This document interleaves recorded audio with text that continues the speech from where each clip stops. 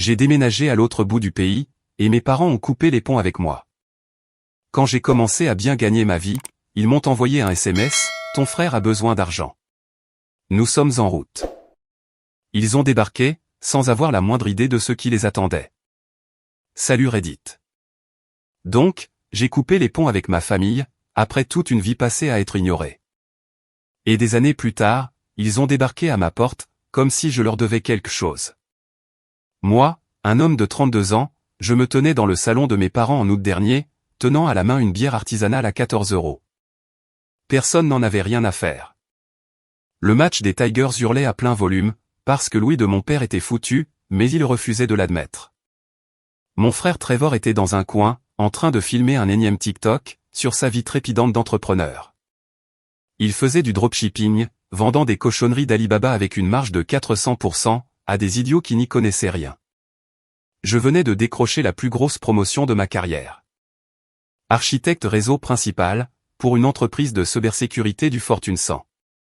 Un poste à distance, 180 000 € de salaire de base, plus des actions, avec un déménagement à Austin. Ils me promeuvent au poste d'architecte principal, ai-je dit, assez fort pour couvrir le bruit de la télé. Ils m'envoient au Texas. 180 000 € de salaire de base. Personne n'a levé les yeux. Ni mon père, soudé à son fauteuil inclinable. Ni ma mère, qui faisait défiler Facebook, probablement en train de mettre des cœurs sur la dernière publication de Trevor. Ni Trevor, occupé à ajuster son anneau lumineux, pour obtenir l'éclairage optimal de sa lutte authentique. J'ai pris une longue gorgée de mon verre, le même que je buvais depuis 5 ans et qu'il n'avait jamais remarqué, et j'ai senti un déclic dans ma poitrine. Il n'en avait rien à foutre. J'ai appris très tôt que j'étais la roue de secours, l'enfant qui n'existait que pour faire briller Trevor. À 9 ans, ils ont organisé ma fête d'anniversaire dans le garage. Trevor avait besoin de la maison, pour son installation YouTube. Des figures de skateboard, pour 47 abonnés. J'ai mangé un gâteau de supermarché, entouré d'outils électriques. Maman a passé la tête par la porte. Sois patient, mon chéri. Trevor construit sa marque. Pigé. Je n'avais pas autant d'importance. À 13 ans, j'ai décroché la 2e place au concours de mathématiques de l'État. 6 mois de préparation, 2 bus pour y aller, parce que maman et papa regardaient Trevor filmer pour sa chaîne aux 83 abonnés. J'ai ramené un trophée, une médaille, et un certificat signé par le gouverneur. Papa est entré, au téléphone, discutant avec Trevor de l'éclairage. Cool, mon grand. Il n'a même pas regardé. Trevor a besoin d'aide avec son matériel. Sa chaîne est sur le point d'exploser. Il a un sponsor intéressé. Pour 83 abonnés. C'était le rêve. Papa, ai-je commencé. Plus tard, Evan. Trevor construit quelque chose de réel. Le trophée est resté sur la table de la cuisine pendant une semaine. Personne n'a posé de questions à ce sujet. J'ai fini par le déplacer moi-même, dans ma chambre. Je suis devenu le réparateur de la famille. Le routeur, l'ordinateur portable, le site de dropshipping entier de Trevor. 3 semaines de codage, pendant qu'il faisait la fête. Il m'a remercié par un chèque, et a posté sur Instagram un message sur le fait de bosser dur en solitaire. Pas d'aide, juste du pur acharnement. Le site que je lui avais construit gratuitement. À Thanksgiving. Trevor est arrivé avec 4 heures de retard. Sa diffusion en direct sur Instagram avait duré plus longtemps que prévu. Nous avons attendu, en regardant la dinde se transformer en semelle. Il est entré, habillé de la tête aux pieds avec des vêtements de créateur. Maman lui a pratiquement sauté dessus. Mon chéri, tu travailles si dur. Assieds-toi. Evan, sers une assiette à ton frère. J'étais déjà assis, j'avais déjà faim, et j'étais déjà épuisé d'avoir aidé papa à fumer cette dinde, depuis 4 heures du matin. Je me suis levé, je lui ai préparé son assiette, je lui ai donné les blancs, et j'ai pris les ailes sèches dont personne ne voulait. Maman lui a emballé les meilleurs restes, et m'a tendu des miettes, dans des boîtes de margarine. Il a un fils à nourrir. Toi, tu es célibataire. Tu n'as pas besoin d'autant. J'ai hoché la tête. Quelque chose en moi était en train de se briser. Quand j'ai décroché le poste d'architecte, j'ai réservé chez Giorgio S, le restaurant italien hors de prix. J'ai invité tout le monde 3 semaines à l'avance. J'ai confirmé 2 fois. Ils sont venus, mais ce n'était pas à propos de moi. Maman a sorti son téléphone, avant même que j'ai fini mon entrée. Elle a aidé Trevor à chercher des cuisines commerciales à louer. Ils m'ont coupé la parole au milieu d'une phrase, pendant que j'expliquais des contrats gouvernementaux classifiés, des trucs d'infrastructure. Du vrai travail. Eux, ils n'arrêtaient pas de parler de la surface en mètres carrés, pour le projet de préparation de repas de Trevor. Papa a demandé l'addition, avant même que le plat principal n'arrive. Il ne voulait pas rater le match des Lions, pour des pâtes hors de prix. 35 minutes. C'est tout ce que j'ai eu. J'ai payé l'addition de 340 €. J'ai laissé 30% de pourboire, car le serveur avait l'air gêné pour moi. Après ça, je me suis plongé dans le travail. L'architecture de cybersécurité. Travailler à distance, cela signifiait que je pouvais être n'importe où. Le jour où j'ai accepté l'offre d'Austin, j'ai ressenti quelque chose que je n'avais pas ressenti depuis des années. Le contrôle. Puis est arrivé ce samedi d'août. La chaleur du Michigan. La maison qui sentait la vieille moquette et le désespoir. Maman courait après le fils de Trevor, pendant que Trevor filmait un autre TikTok d'entrepreneur. Papa regardait le baseball d'un œil. J'ai ouvert ma boisson, et je l'ai dit clairement. Ils m'ont promu architecte principal. Je déménage à Austin. 180 000 € de base, plus des actions. Le commentateur à la télé s'est mis à hurler pour un strikeout. Personne n'a levé les yeux. Je suis resté là, la condensation de ma bouteille coulant sur ma main. Pour la première fois, je ne me suis pas senti blessé. Je me suis senti lucide. Je pouvais partir, et cette maison ferait exactement le même bruit. Ça m'a fait l'effet d'un feu vert. 5 semaines plus tard, ma vie était emballée dans un camion de 16 pieds. Il s'avère qu'on n'accumule pas grand-chose, quand on est invisible. La nuit avant mon départ, j'ai laissé un message dans la conversation de groupe de la famille. Je pars demain matin. Le nouveau boulot commence lundi. En route pour Austin. Les confirmations de lecture ont montré qu'il l'avait vu. Maman, papa, Trevor. Le lendemain matin, rien. Je suis parti à 5h15. J'ai chargé le camion moi-même. Papa avait mal au dos. Maman avait des courses à faire. Trevor n'a même pas accusé réception de mon SMS, concernant les meubles que je laissais derrière moi. À mi-chemin, en traversant le Tennessee, un message de maman est arrivé. Nous avons besoin de toi à la maison ce week-end. Trevor déménage ses stocks dans un nouvel entrepôt. C'est du levage de charges lourdes. Comme si j'avais conduit jusqu'au Home Depot du coin, au lieu de déménager à 2000 km de là. Je l'ai supprimé. J'ai bloqué la conversation de groupe familial, et j'ai continué à rouler. Mon appartement était dans le centre-ville d'Austin. 23e étage, fenêtre du sol au plafond, 2 chambres, et une climatisation centrale qui ne ressemblait pas à un hélicoptère en train de s'écraser. 2100 € par mois. À moi. La première nuit, je me suis assis par terre, mangeant une pizza à même la boîte, en regardant les lumières de la ville s'allumer. Personne n'a appelé pour demander le mot de passe du routeur. Personne n'a envoyé de texto, pour avoir de l'aide pour bouger des meubles. Le silence n'avait jamais été aussi doux. Les mois suivants ont pris leur rythme. Des footings matinaux le long du lac Lady Bird. Le télétravail avec des collègues, qui valorisaient la compétence plutôt que l'obligation familiale. Mon équipe protégeait des réseaux gérant des milliards d'actifs, des hôpitaux, des réseaux électriques, des systèmes bancaires. Du travail véritablement important. Puis, j'ai trouvé Zuko. Un énorme croisé berger malinois, 40 kilos de musclé de loyauté, qui tremblait dans une cage de refuge. Le bénévole a dit qu'il avait été ramené 3 fois. Trop intense, trop protecteur, trop de chiens, tout simplement. Je connaissais ce sentiment. Je l'ai ramené à la maison, l'après-midi même. C'est comme ça que j'ai rencontré Marissa.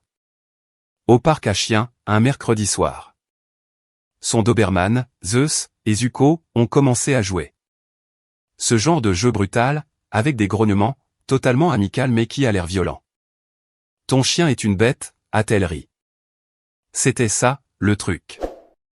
Athlétique, confiante, sans une once de maquillage. Le genre de femme qui connaissait sa valeur, et ne la négociait pas. Elle dirigeait les opérations d'une start-up. La logistique, la chaîne d'approvisionnement. Les trucs peu flatteurs, qui font pourtant réellement fonctionner les entreprises. Nous avons commencé à nous retrouver après le travail. Les chiens sont devenus inséparables, et lentement, nous aussi. Avec Marissa, je pouvais parler boulot, sans avoir l'impression de me vanter. Elle écoutait, retenait les informations, et posait des questions de suivi des jours plus tard. Comment s'est passé ce test d'intrusion? M'envoyait-elle par texto, un jeudi pris au hasard. Elle se souvenait. Incroyable. Puis, le fantôme a trouvé mon adresse. Un texto, le dimanche matin. Barbecue familial samedi. Papa fête ses 62 ans. Arrive tôt pour installer les tables et les chaises. Pas de point d'interrogation. Pas de « tu nous manques ». Juste une exigence. J'ai montré le message à Marissa. Tu y vas? Certainement pas. Bien. Il ne mérite pas ton temps. Le lendemain, la conversation a explosé. Appel manqué, message culpabilisant. Même de Trevor. Papa est contrarié que tu nous lâches. C'est pas cool, mec. Venant du gars qui avait raté ma remise de diplôme universitaire, pour une boutique éphémère qui avait rapporté 200 €. 3 années ont filé. De nouvelles promotions. J'ai atteint les 210 000 €. De nouveaux amis, qui en avaient vraiment quelque chose à faire. Mon appartement est devenu mon foyer. Zuko a pris ses quartiers sur le canapé. Les chaussures de course de Marissa vivaient près de ma porte. Je pensais que le passé avait enfin cessé de me chercher. Puis, mon cousin tanné a squatté mon canapé pendant 2 nuits.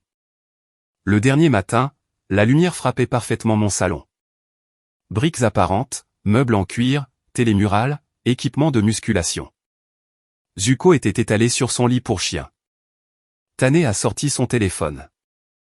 Mec, ton installation est dingue. Je peux poster ça. Vas-y. Il a pris la photo, a ajouté une légende, chez mon cousin Evan, à Austin. Le gars a construit un truc qui force le respect. Il l'a publié sur Instagram. J'y ai à peine jeté un coup d'œil. Je ne réalisais pas que cette simple publication, avec 412 likes en 3 heures, allait pulvériser toutes les barrières que j'avais dressées. Le lendemain matin, mon téléphone noyait sous les notifications, de la part de proches dont je n'avais pas entendu parler depuis des années.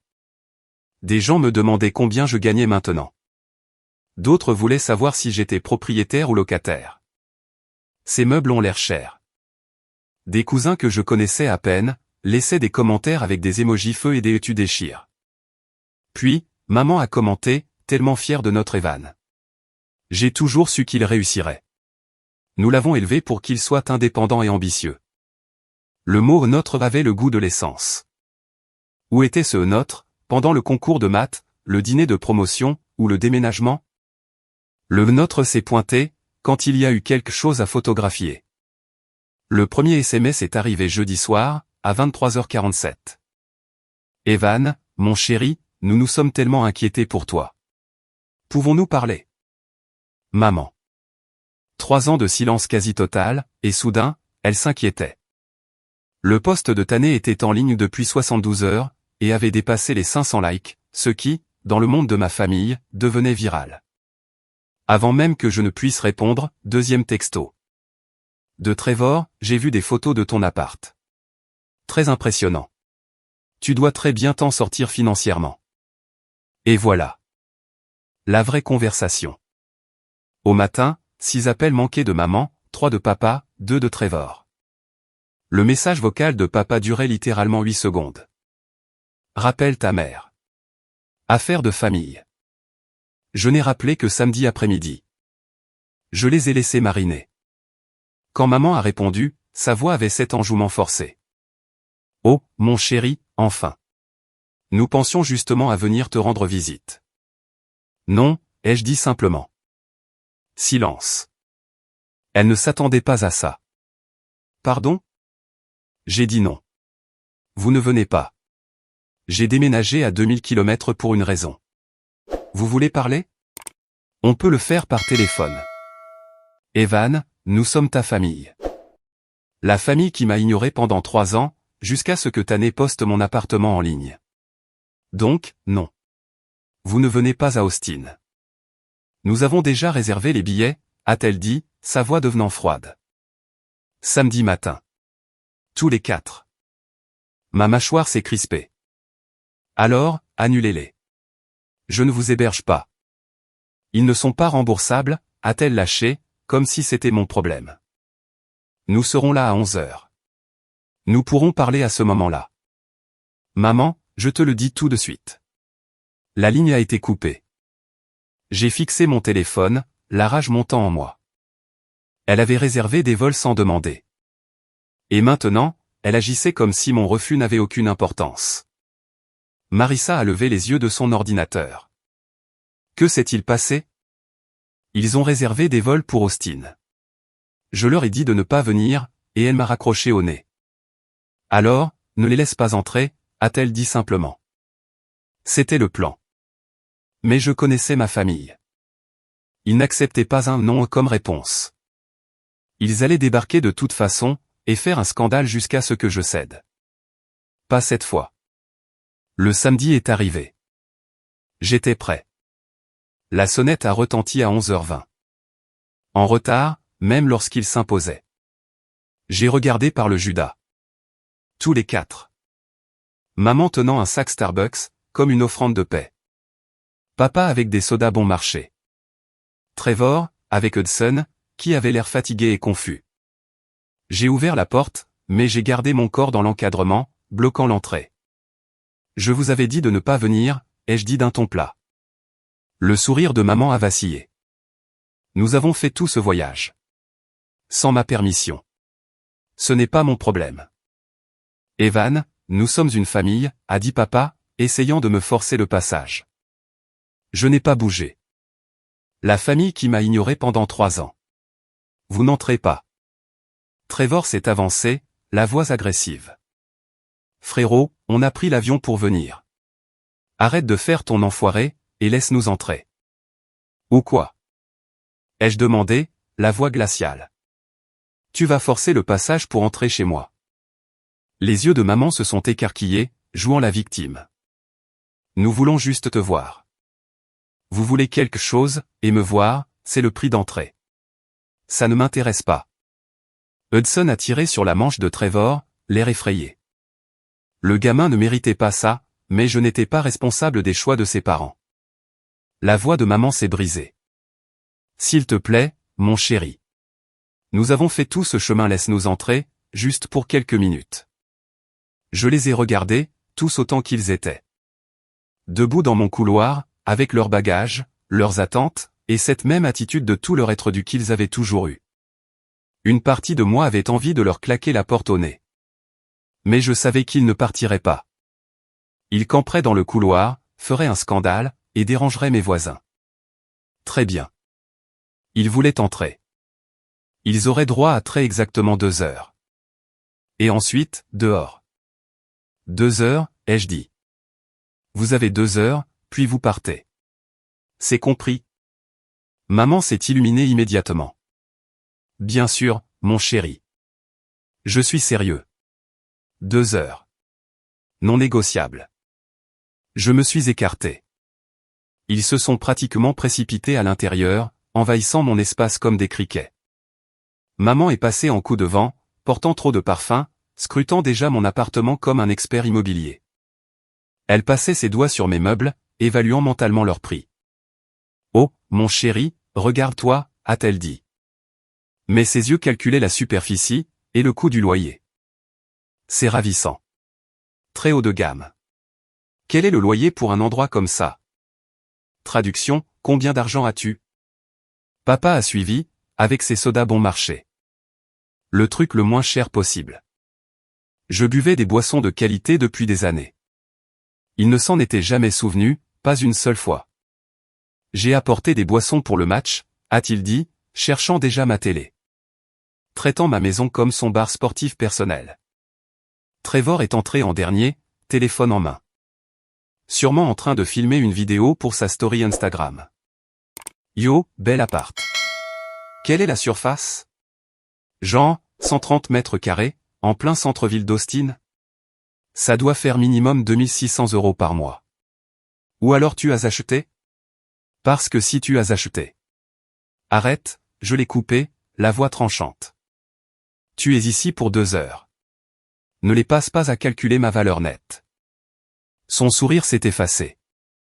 Hudson a immédiatement couru à l'intérieur, sans y être invité. Il a commencé à toucher à tout.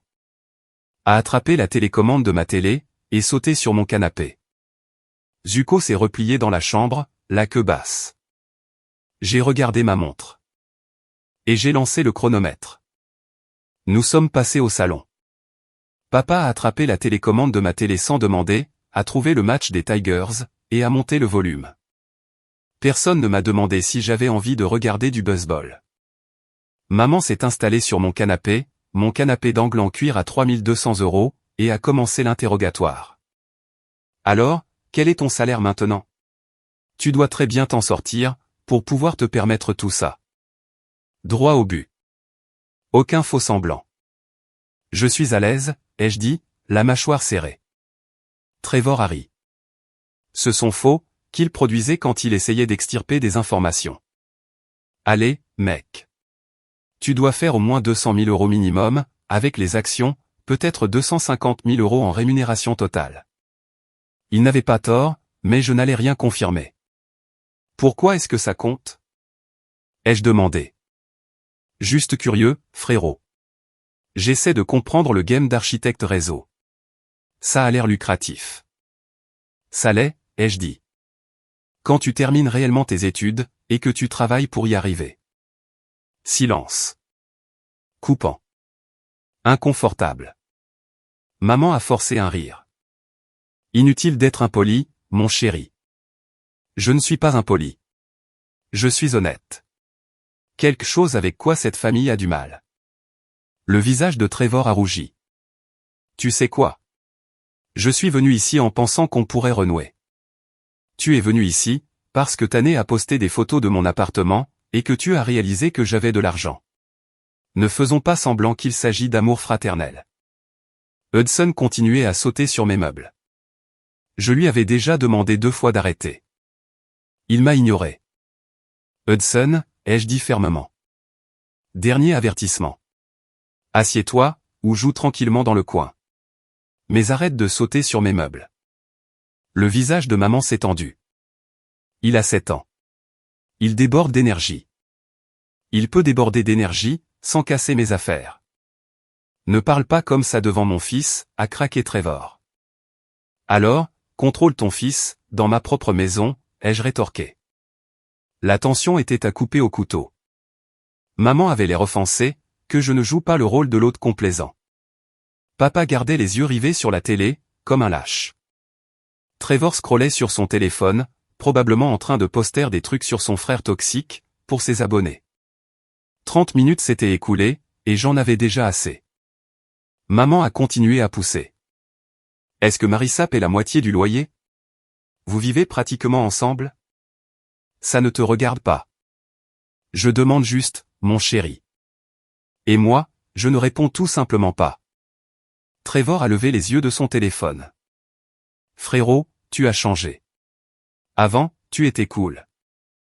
Avant, j'étais un paillasson, ai-je corrigé. J'en ai fini avec ça. Tu vois. Trevor m'a désigné du doigt. Cette attitude. C'est de ça que je parle. Tu agis comme si nous étions des étrangers. Nous sommes des étrangers, ai-je dit. Vous ne m'avez pas envoyé de message depuis 3 ans. Vous ne savez pas où je travaille. Vous ne savez pas avec qui je sors. Vous ne savez rien de ma vie. C'est la définition même d'être des étrangers. Maman a tressailli. Ce n'est pas juste. C'est exact, les jeux interrompus. Vous voulez savoir ce qui n'est pas juste? Prendre l'avion pour venir ici sans y être invité, après que je vous ai explicitement dit de ne pas venir. Ça, ce n'est pas juste. Papa a enfin pris la parole, toujours tourné vers la télé. Nous sommes tes parents. Nous pouvons rendre visite à notre fils. pas sans ma permission. Vous ne pouvez pas. Au bout d'une heure, la véritable conversation a commencé. Maman s'est avancée sur le canapé, les mains croisées. Une expression longuement répétée.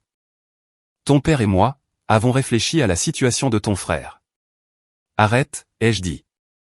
Quoi que ce soit, c'est non. Tu n'as même pas entendu.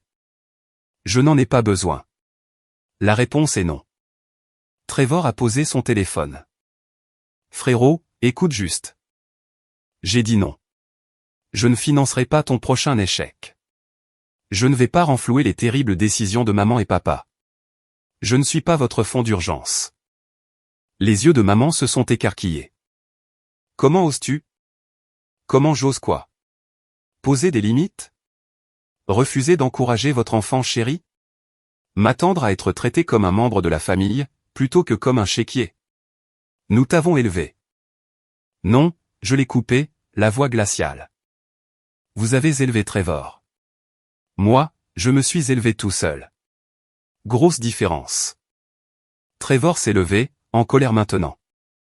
Tu vas vraiment rester assis là, et agir comme si tu avais eu la vie dure? Tu as tout eu.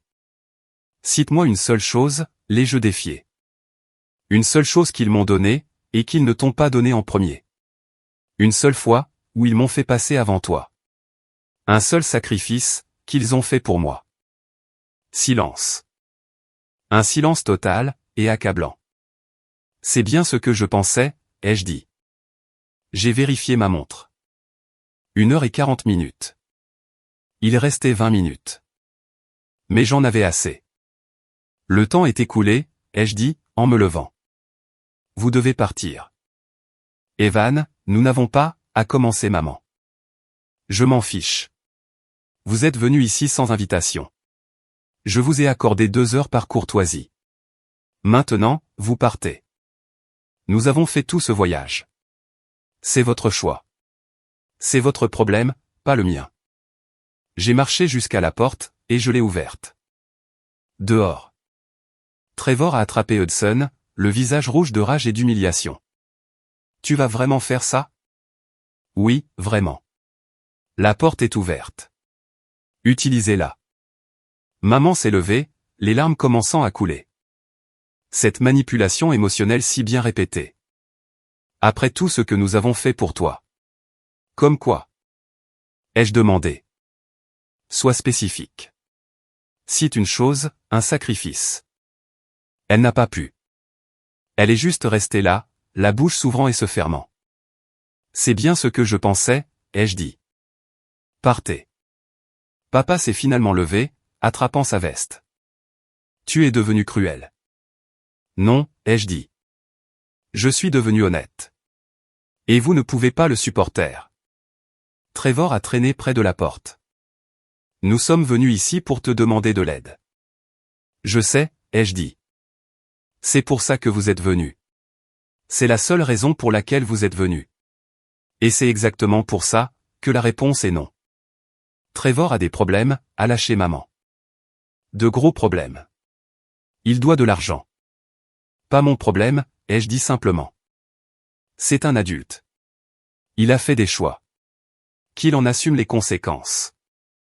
Il pourrait tout perdre. Tant mieux, ai-je dit. Peut-être qu'il apprendra quelque chose. Le visage de Trevor est devenu livide. Tu vas vraiment me laisser échouer? Je vais te laisser faire l'expérience de la réalité, ai-je corrigé. Quelque chose que maman et papa ne t'ont jamais laissé faire. Considère ça comme un cadeau. C'est dégueulasse. Non, je l'ai coupé.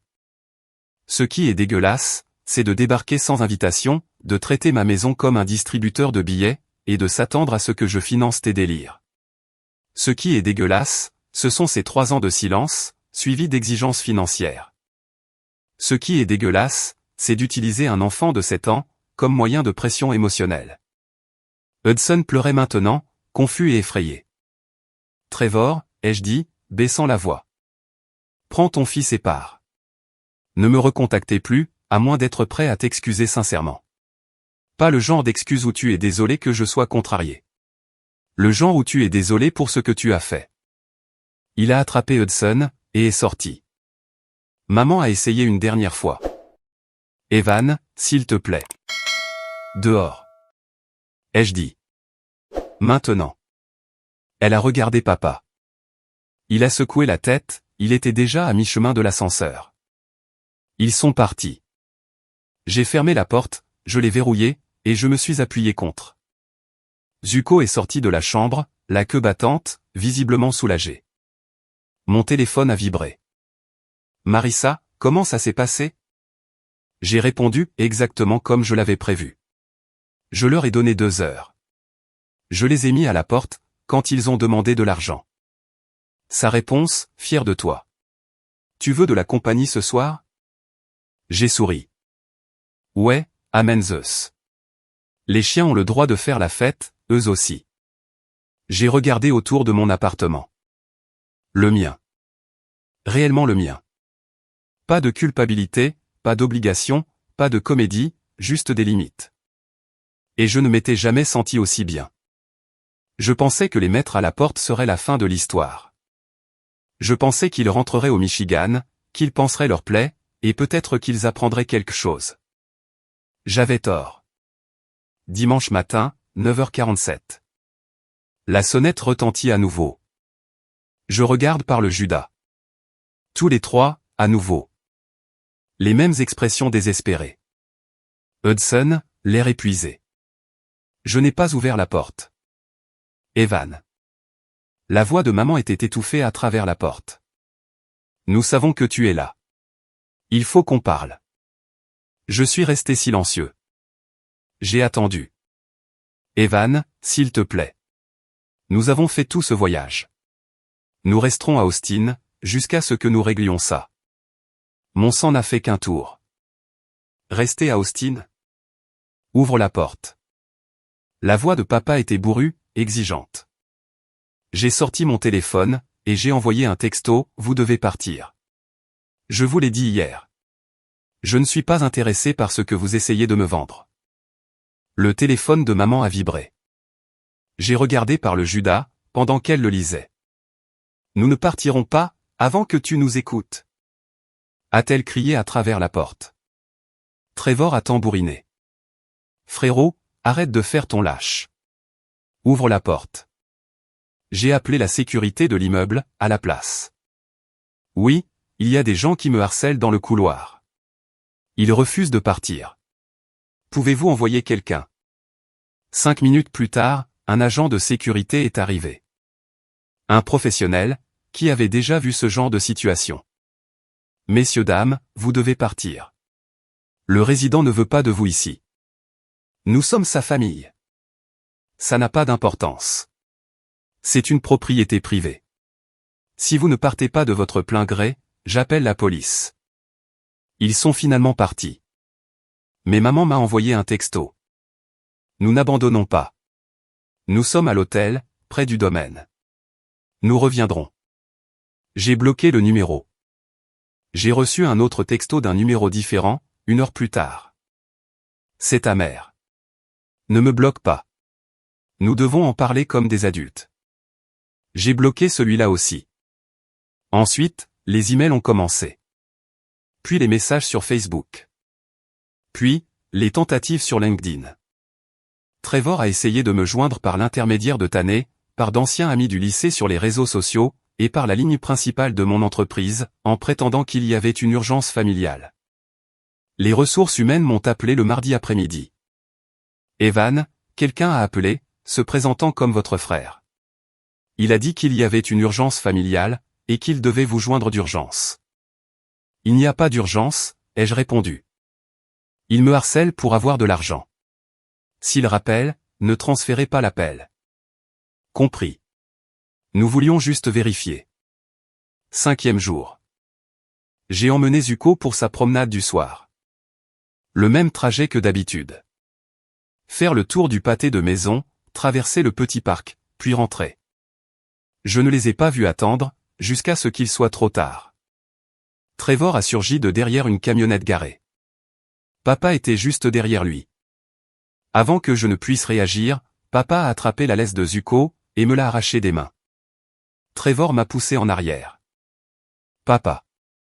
L'homme qui n'avait presque jamais haussé la voix de toute mon enfance. Maintenant, il avait le regard fou. Désespéré. Le désespoir fait faire des choses horribles aux gens. C'est quoi ce? Ferme-la. La voix de Trevor était différente maintenant. Horrible. Désespéré. Tu veux jouer à des jeux? Très bien. On va jouer. Papa s'éloignait déjà avec mon chien. Zuko tirait en arrière, confus, en gémissant. Zuko. J'ai commencé à les poursuivre. Trevor m'a barré la route. Il s'est mis à quelques centimètres de mon visage. Tu vas écouter maintenant. Nous avons besoin de cet argent. Tu vas nous donner 75 000 €, ou bien nous vendrons ce chien demain. Il y a un type qui achète des chiens de travail. En espèces. Sans poser de questions. Mes mains tremblaient. Pas de peur, de rage. Tu n'oserais pas. Il a souri. Il a réellement souri. Tu as 48 heures. C'est l'argent, ou bien le chien disparaît. Et ne te donne pas la peine d'appeler les flics. Le temps qu'il fasse quoi que ce soit, Zuko sera dans un autre état, sans aucun papier. Tu ne le reverras jamais. Ils sont partis en voiture. Le visage de mon chien à la vitre arrière, me regardant comme si je l'avais abandonné. Je suis resté sur le trottoir pendant un long moment. Puis, je suis rentré chez moi, et j'ai appelé mon avocat. J'ai tout expliqué, la voix ferme, l'esprit déjà en ébullition. Ils ont pris mon chien. Ils menacent de le vendre, si je ne paie pas. C'est du vol et de l'extorsion. Nous devons appeler la police. J'ai déjà appelé le 911, je leur ai donné le nom de l'hôtel et le numéro de plaque de Trevor. Mais, j'ai suspendu le dépôt de plainte officielle, jusqu'à ce que nous confirmions qu'ils sont toujours là-bas. Si je pousse trop fort maintenant, il s'enfuit, et le chien est perdu. Intelligent. Quoi d'autre? À combien s'élèvent les dettes de mes parents? La maison? Tout. Silence. Je peux lancer une recherche. Dans les archives publiques. Laisse-moi quelques heures. J'ai attendu. Les résultats sont tombés à 23 heures. La deuxième hypothèque de maman et papa, 85 000 €, à un taux d'intérêt de 9,5%. Déjà 2 mois de retard. La procédure de saisie commencerait à 90 jours. Leur maison valait 240 000 €. La dette totale s'élevait à 195 000 €. La valeur nette était de 45 000 €, mais elle fondait de jour en jour, avec les frais et les pénalités. Les dettes commerciales de Trevor s'élevaient à 68 000 €, réparties sur 6 créanciers. Des garanties personnelles surtout. Maman et papa avaient mis leur maison en garantie, pour 30 000 € de ces dettes envers les fournisseurs. Ils étaient à 60 jours de tout perdre. Et ils venaient de faire la plus grosse erreur de leur vie. Trevor a envoyé un texto le lendemain matin. L'horloge tourne. 36 heures. Ne me teste pas. Je n'ai pas répondu. À la place, j'ai rappelé mon avocat. Je veux racheter la maison de mes parents, avant que la banque ne la saisisse. À la valeur marchande, avec une offre au comptant. C'est inattendu. Ils voulaient jouer les durs. Très bien. J'allais leur montrer ce que c'est de jouer dur. J'ai passé les 24 heures suivantes à me préparer. J'ai demandé à mon avocat de rédiger l'offre d'achat, j'ai réuni les liquidités, et j'ai appelé un agent immobilier spécialisé dans les propriétés en difficulté. À la 44e heure, maman a appelé d'un nouveau numéro. Evan, s'il te plaît. Trevor est sérieux. Il a trouvé un acheteur. Ils viennent demain matin. Je sais, ai-je dit. J'ai d'ailleurs récupéré votre dossier de saisie immobilière, dans les registres du comté, soit dit en passant. Un timing intéressant. Quoi? Vérifie tes emails. Je viens de t'envoyer une offre d'achat pour la maison. 240 000 €. Comptant. Signature dans 2 semaines. Un silence de mort. Tu fais quoi? J'achète votre maison. Celle que vous êtes sur le point de perdre, parce que vous avez co-signé pour les désastres de Trevor. À la valeur marchande. C'est plus que ce que la banque vous en donnera aux enchères. Evan, ce n'est pas. Nous ne voulons pas vendre. Vous n'avez pas le choix. Vous avez 2 mois de retard. La banque va de toute façon la saisir. Je vous offre une porte de sortie, qui ne détruira pas complètement votre crédit. J'ai marqué une pause. Mais voilà le truc. Cette offre expire dans 72 heures. Et s'il arrive quoi que ce soit à mon chien avant cela, si Trevor le vend, s'il le blesse, ou si je ne le récupère pas en parfait état, je retire l'offre. Je laisserai la banque tout prendre. Je vous regarderai perdre la maison, dans laquelle vous avez vécu pendant 32 ans, à cause de la stupidité de votre enfant chéri. Tu ne peux pas, je peux, et je le ferai. Vous vouliez jouer à des jeux avec mon chien. Très bien. Maintenant, je joue à des jeux avec votre maison. À vous de jouer. Et j'ai raccroché. Moins d'une heure plus tard, ma sonnette a retenti. J'ai ouvert, et j'ai trouvé mon père, seul. Zuko était en laisse à côté de lui. Zuko était rentré. C'était non négociable. Papa avait l'air brisé. Il n'arrivait pas à me regarder dans les yeux. Il m'a juste tendu la laisse, et s'est éloigné, sans dire un mot. Zuko m'a sauté dessus, la queue battante, et me léchant le visage. Je l'ai serré dans mes bras pendant un long moment. Puis, je suis rentré à l'intérieur, et j'ai transféré le compromis de vente à mon avocat. Ils vont signer, ai-je dit. Assure-toi que c'est inattaquable. Parce que voilà ce qu'ils n'avaient pas compris. Je n'achetais pas leur maison pour les sauver. Je l'achetais, pour qu'ils ne puissent plus continuer à l'utiliser contre moi. La transaction s'est déroulée exactement comme prévu. Maman et papa ont essayé de négocier.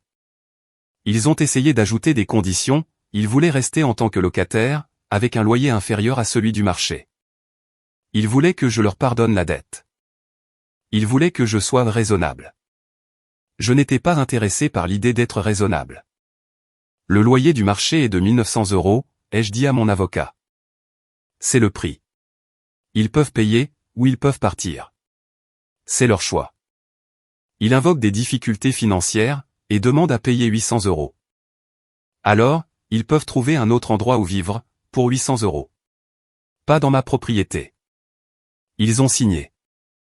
Ils n'avaient pas le choix. La banque tournait déjà autour. Le jour de la conclusion de la vente, j'ai reçu un texto de Trevor. Tu crois avoir gagné quelque chose? Tu viens juste de t'acheter des mots de tête de propriétaire. Amuse-toi bien, à gérer maman et papa comme locataires. J'ai souri en lisant cela, car il ignorait le reste de mon plan. 2 semaines après la clôture, j'ai fait signifier à mes parents un avis officiel. Un bail au mois le mois. Pas de contrat de location à long terme. Le loyer est dû le 1er du mois, 1900 €. Des frais de retard de 100 €, après le 5. La procédure d'expulsion commencerait après 30 jours de non-paiement. Maman a appelé en pleurant. Tu ne peux pas nous faire ça. Nous sommes tes parents. Vous avez pris mon chien, ai-je répondu. Vous avez menacé de le vendre. Vous l'avez utilisé comme monnaie d'échange, pour obtenir de l'argent. Tu crois que j'ai oublié ça? C'était l'idée de Trevor. Et vous avez suivi le mouvement. Papa a attrapé la laisse. Tu savais ce qui se passait. Vous avez fait votre choix. Evan, s'il te plaît. Nous ne pouvons pas nous permettre 1900 €. Ton père ne travaille qu'à temps partiel. Je fais des petits boulots. Nous survivons à peine. Vous auriez dû y penser, avant de tout miser sur Trevor. Nous sommes tes parents. Vous êtes mes locataires, ai-je dit. C'est une grosse différence. Et si vous ne pouvez pas payer, vous avez 30 jours pour trouver une solution. Le premier mois, ils ont payé. Ils ont réussi à rassembler l'argent d'une manière ou d'une autre. Le deuxième mois, ils étaient en retard. J'ai appliqué les frais de retard. Le troisième mois, ils n'ont pas pu payer. Trevor avait emménagé avec eux. Ils étaient tous les 4 dans cette maison, maintenant, y compris Hudson. Maman m'a supplié pour obtenir un délai. Je leur ai accordé 10 jours. Ensuite, j'ai entamé la procédure d'expulsion. Mon avocat a tout géré. Propre, professionnel, dans les règles de l'art. Pendant ce temps, les créanciers de Trevor resserraient leur étau. Sans la maison comme garantie, elle m'appartenait maintenant, ils n'avaient plus rien pour couvrir la dette. Les jugements se sont accumulés. Une saisie sur salaire a frappé le peu qu'il gagnait, grâce à son emploi dans un entrepôt. Sa BMW a été saisie dans l'allée de mes parents, à 6 heures du matin un mardi. J'ai regardé la dépanneuse s'éloigner depuis l'application de gestion immobilière de mon téléphone. Il y a une caméra sur le Porsche maintenant. L'avis d'expulsion a été signifié au 45e jour. Maman s'est présentée à mon immeuble ce soir-là. La sécurité m'a appelé. Il y a une femme dans le hall. Elle dit qu'elle est votre mère. Elle pleure, monsieur. Dites-lui que je ne suis pas disponible. Elle dit qu'elle va attendre, puis elle appellera la police au bout d'une heure, si elle ne part pas. J'ai regardé le flux de sécurité sur mon ordinateur portable. Je l'ai regardé s'asseoir dans ce hall pendant 3 heures. S'essuyant les yeux, regardant son téléphone, espérant que je descende. Je ne l'ai pas fait. Elle a fini par partir. Elle m'a envoyé un email cette nuit-là. Evan, nous avons fait des erreurs. De terribles erreurs. Nous n'aurions jamais dû laisser Trevor prendre ton chien. Nous n'aurions jamais dû te menacer. Nous n'aurions jamais dû le faire passer avant toi, toutes ces années. Mais s'il te plaît, ne nous prends pas notre maison. Ne nous mets pas à la rue. La santé de ton père décline. Hudson a besoin de stabilité. Nous t'en supplions. Nous t'en supplions. S'il te plaît. Maman. Je l'ai lu 2 fois. Puis, je l'ai transféré à mon avocat avec un seul mot, procédé. L'expulsion a été finalisée 2 semaines plus tard. Le bureau du shérif leur a donné 72 heures pour quitter les lieux. Je ne suis pas allé assister à ça. Je n'en avais pas besoin. L'agence de gestion immobilière m'a envoyé des photos par la suite. Des pièces vides. Quelques dommages sur les murs. Ils avaient laissé des ordures derrière eux. Ils avaient emporté le réfrigérateur, même s'il était vendu avec la maison. Je l'ai fait réparer. Nouvelle peinture, nouveaux appareils électroménagers, nettoyage professionnel. Je l'ai mise en location, à 2100 € par mois. J'ai trouvé un locataire en 1 semaine. Revenu passif, 2100 € de loyer, moins 280 € de taxes foncières, 150 € d'assurance, 200 € de frais de gestion. Plus de 1400 € par mois dans ma poche. Net d'impôts. Trevor a fini dans un motel, puis dans un refuge, quand l'argent est venu à manquer. Maman et papa ont emménagé dans un appartement d'une chambre, dans les quartiers difficiles de la ville. Loyer, 750 €. Ils partagent tous les 4 cet espace. Son Instagram a disparu. Plus de publications sur l'acharnement de la vie d'entrepreneur. Plus de citations motivantes. Plus de voitures de sport de location, et de vêtements de créateurs. Juste le silence. J'aurais dû me sentir mal. Ce ne fut pas le cas. Parce que j'avais passé 32 ans à les regarder tout sacrifier pour les rêves de Trevor, tout en ignorant les miens. À les regarder menacer de vendre mon chien, comme s'il n'était rien. Comme si tout ce que j'aimais, leur appartenait pour s'en servir comme moyen de pression. Les regarder enfin assumer les conséquences de leurs actes, ça ressemblait à de la justice. 8 mois plus tard. Mars, à Austin. J'étais sorti avec Marissa pour voir un match de basket de l'Université du Texas, quand mon téléphone a vibré. Numéro inconnu. C'est Trevor. On peut parler, s'il te plaît? Je t'en supplie. Je l'ai montré à Marissa. Elle a haussé un sourcil. Il supplie, maintenant. Apparemment. Tu vas le voir?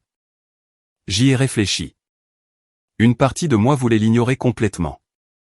Mais une autre partie, celle qui se souvenait du visage de mon chien à la fenêtre de cette voiture, voulait voir à quoi il ressemblait, une fois au fond du trou. Ouais, ai-je dit.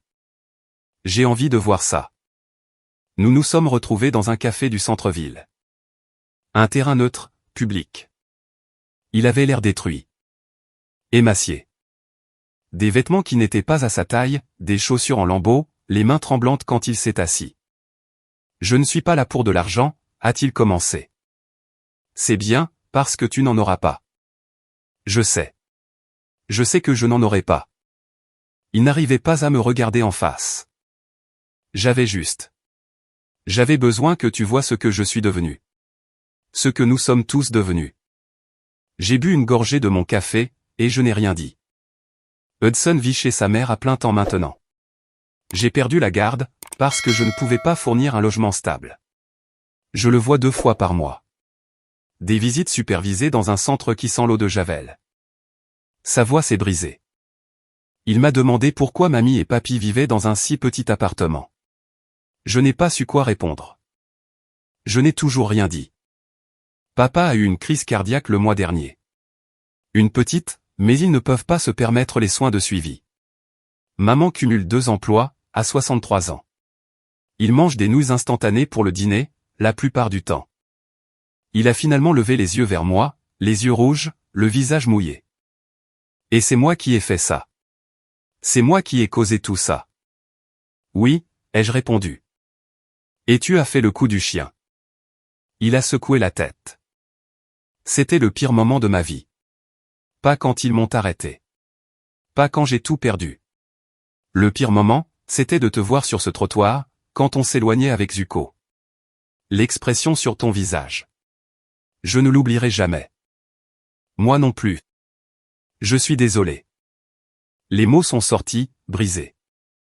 Je suis tellement désolé pour tout. Pour ces 30 années à prendre, sans jamais rien donner en retour.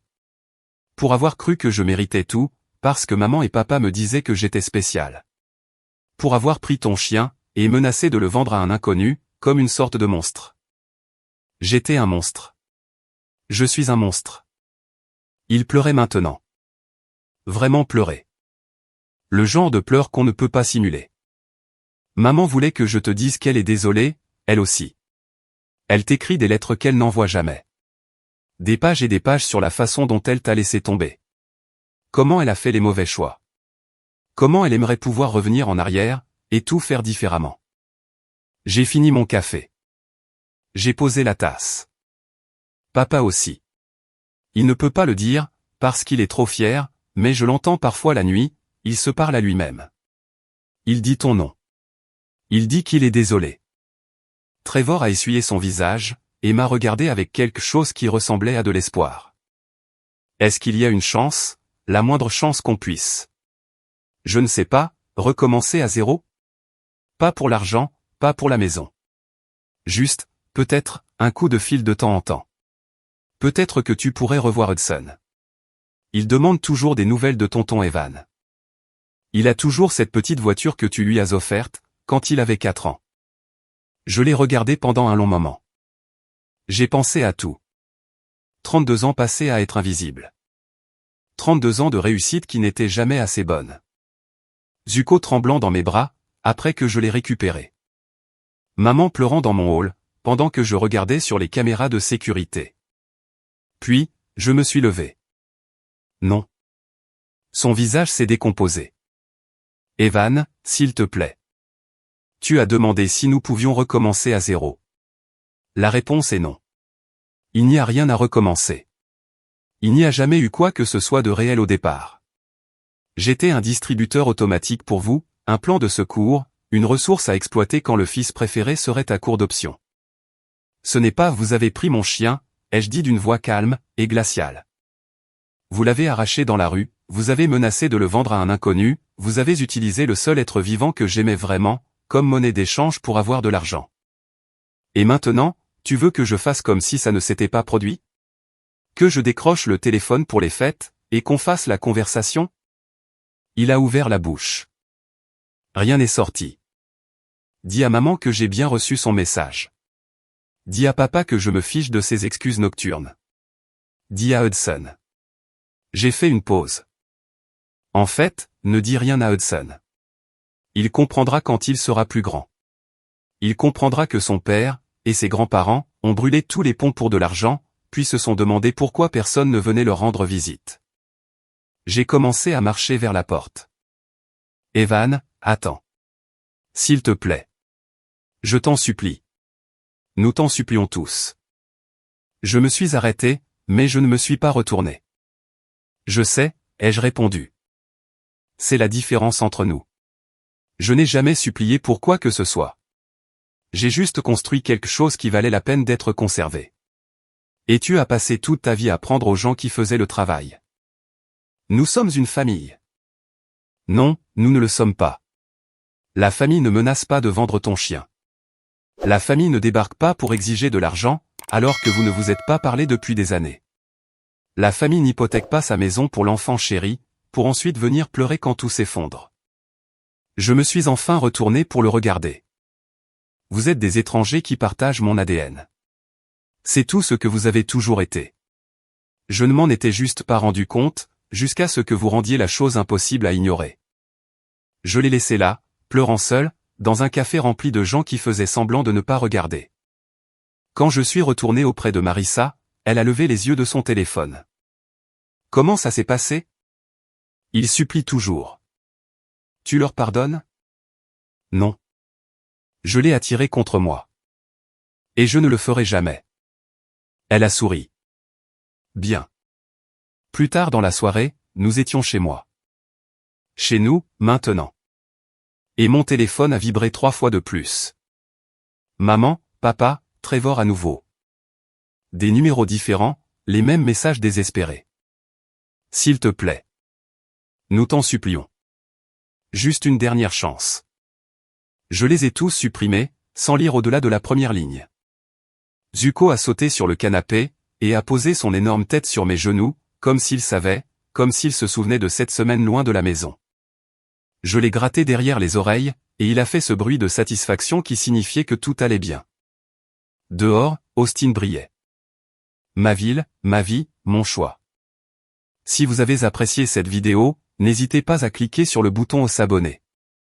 Cela aide vraiment la chaîne, et nous permet de vous proposer des histoires toujours plus nombreuses, et de meilleure qualité. Merci.